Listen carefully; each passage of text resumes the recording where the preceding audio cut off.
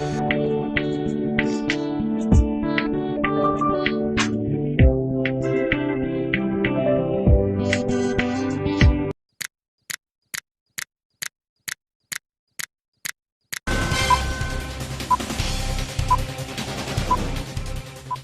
pasteur Ange, bienvenue à l'ONA et justement déjà là avec nous sur ce plateau. Et la première question que je vais poser au pasteur, bonjour, Bonjour. c'est pourquoi ce thème? Attention à ton parcours, vous avez ça a même surpris la porte fila.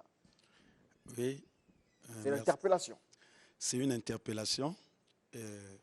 D'abord, lorsqu'on parle du parcours, le parcours c'est un chemin et le parcours c'est un trajet que fait une personne pour atteindre un objectif assigné par le Seigneur. Et cette interpellation, c'est dû parce que c'est dans le parcours où beaucoup démissionnent, c'est dans le parcours où beaucoup se découragent, c'est dans le parcours où il y a des abandons. Alors, vous savez, monsieur le journaliste, le parcours a ses réalités. Le parcours est émaillé de situations. Le parcours a beaucoup des imprévus. N'oublions pas que lorsqu'on parle du parcours, c'est la vision qui donne naissance au parcours. Une promesse donne naissance au parcours. Et je prends le cas, Dieu qui appelle Moïse. Et Dieu, nous sommes dans Exode 3, du premier verset jusqu'au verset 22. Dieu dit à Moïse, j'ai vu la souffrance de mon peuple, je suis descendu. Et va prendre mon peuple auprès du pharaon de l'Égypte pour l'emmener vers la terre promise. Mais Dieu ne dira pas à Moïse que tu vas avoir 10 épreuves, tu vas avoir 10 fléaux. Dieu ne dira pas à Moïse que je vais endurcir le cœur de Pharaon. Dieu ne dira pas à Moïse, il y a la mer rouge qui t'attend. Dieu ne dirait pas à Moïse, il y a le désert qui t'attend. Dieu ne dirait pas à Moïse, il y a le Jourdain, il y a le mur de Jéricho qu'il faut faire tomber. Mais c'est dans le parcours que le peuple d'Israël va confronter toutes ces choses. Alors, lorsqu'on fait une petite synthèse de tous ceux qui ont quitté l'Égypte, seules 2 personnes sont rentrées dans la terre promise. Alors qu'ils avaient tous la promesse de quitter l'Égypte, d'aller en terre promise. Alors, comment on peut expliquer ça? Donc, quand je parle et il y a cette interpellation, c'est une façon de dire également que la vision, la promesse a sa face cachée, que Dieu ne vous dirait jamais que vous allez rencontrer telle situation. On peut se marier, mais c'est dans le foyer qu'on va reconnaître la véritable face de votre épouse. On se marie, c'est dans le foyer qu'on reconnaît la véritable face de votre mari. Et si on ne s'est pas tenu debout, écoutez, c'est le défilé des femmes, c'est le défilé des maris. Alors, dans notre parcours, je pense que l'une de nos armes, ou la principale arme, devait être la foi, croire. C'est un peu ça? Oui, le parcours,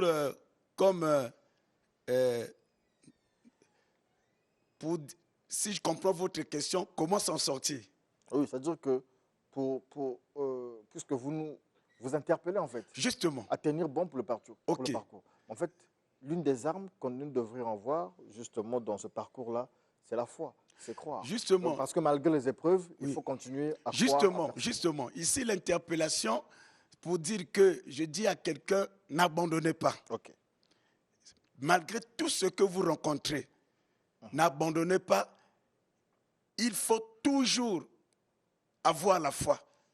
Mais le problème est que, à condition que cette vision ce parcours, il doit y avoir quelqu'un qui soit derrière, c'est-à-dire Dieu, qui soit l'auteur.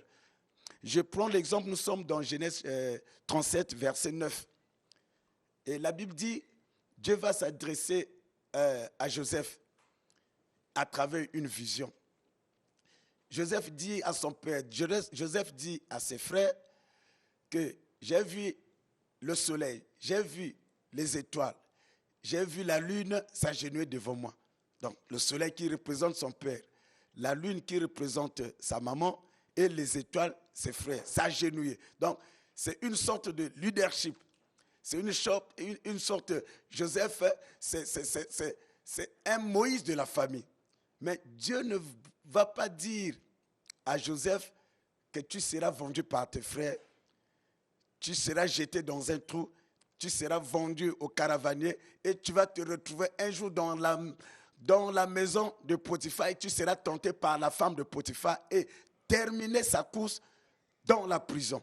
Alors, écoutez, donc la direction que Joseph s'orientait avec ses frères, et je crois que le fin fond parce que l'auteur de la vision était Dieu.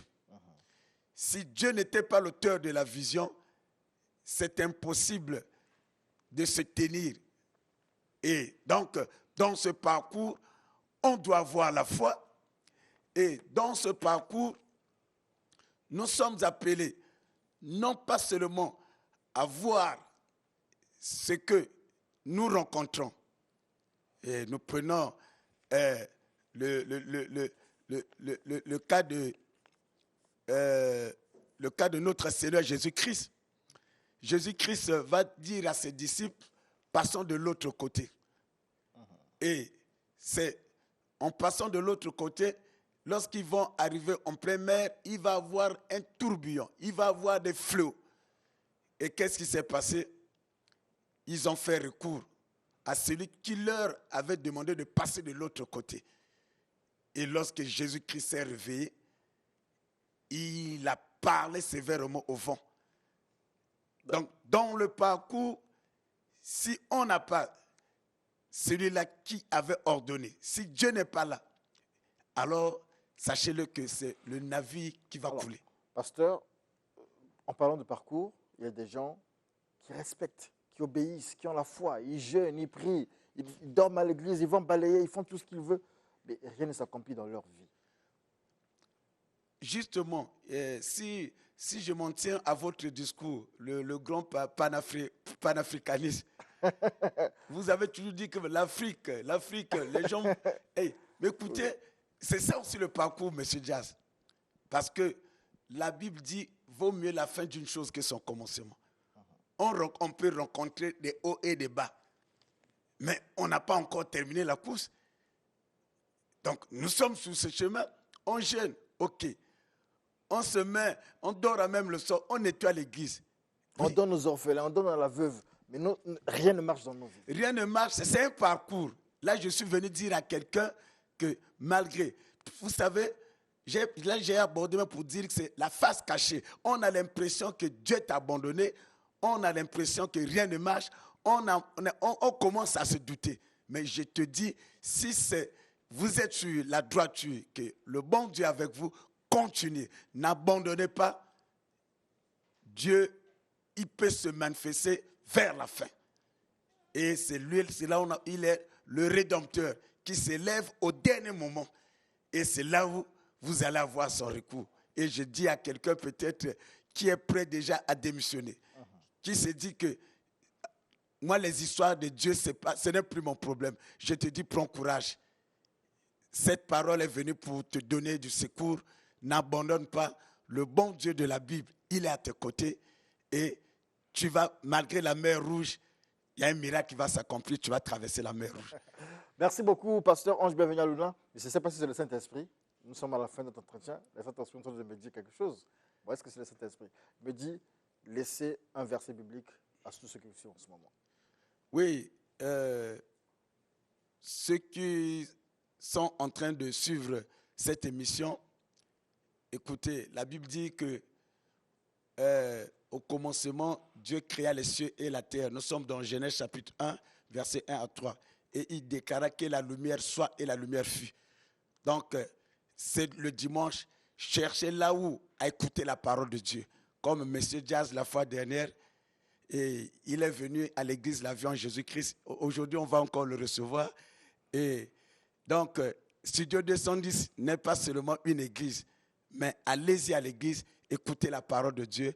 C'est la parole qui a la capacité d'emmener à l'existence aux choses qui n'existent pas en vous, dans la famille, dans ton foyer et là où tu travailles. Et c'est là où j'aimerais que toi, peut-être qui es en train de subir une tempête parce que tu n'as pas Christ, reçois Christ maintenant pour que tu aies le véritable secours. Fais cette petite prière. Seigneur Jésus, je te reçois dans ma vie comme Seigneur et Sauveur personnel.